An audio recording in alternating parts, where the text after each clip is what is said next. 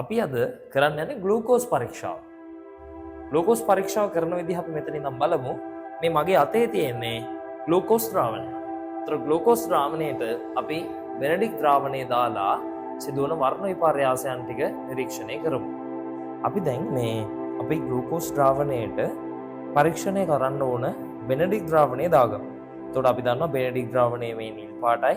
අපි බෙනඩික් ද්‍රාවණයෙන් ස්වල්පයක් අපේ ග්ලූකෝස් ද්‍රාවණයට එක් කරගන්න. right. දැන් බලන්න කල එක නිල් පාටනේ. අපි දැන් මෙයාව රත් කරනවා.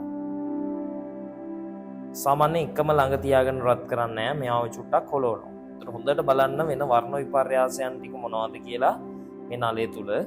හරි. දැන් තියෙන්නේ නිල් පාට. නිල් පාට කෙමෙන් මොන පාට වෙන්න ඕනද? කොළ පාට වෙන්න ඕන. නිල් පාට කෙමෙන් කොළ පාට බවට හැරෙන්න. ඒවට ලා කොළ පාටක් දැන් පේනවා.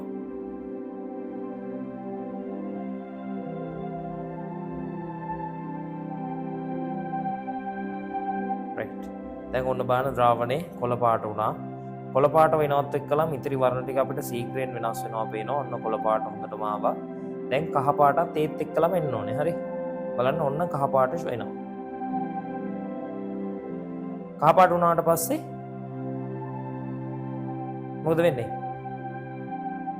තැඹිලි පාටක් වෙන්න ඕන. බලන්න තැඹිලි පාට වෙන ලස්සන. හරි කහ පාට හිම්මම මොන පාට වෙනවද? තැඹිලි පාට වෙන්න ඕන.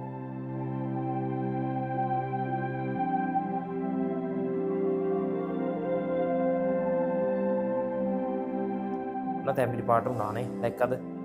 right. ඊට පස්සේ මොන පාටද? ගඩොල් රතු පාටක් එනවත් එක්කලම අපිට පේන්න ඕනේ මෙන්න මේ පරීක්ෂණලේ යට මට්ටමේ මොනවද අවක්ෂේප තැම්පත් වෙනවා. ඒ කියන්නේ මේකේ යට තැම්පත් වීම නිරීක්ෂණය වෙන්න ඕනේ. right.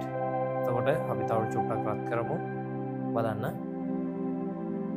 මොකද්ද මේ අපි රත් කරන ඉන්ස්ට්‍රුමන්ට් එක? බන්සන් 1000කද?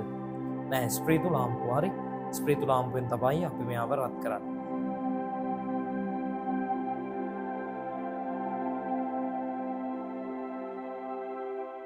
right. කොහොම තමයි වෙන වැඩේ වර්ණ විපර්යාසයන් ටික. ඔව් right. හරි. එහෙනම් අපි වර්ණ විපර්යාසයන් ටික දැක්කා. මේක රත් වෙලා තියෙන හින්දා අපි අතරේ නවත්වමු.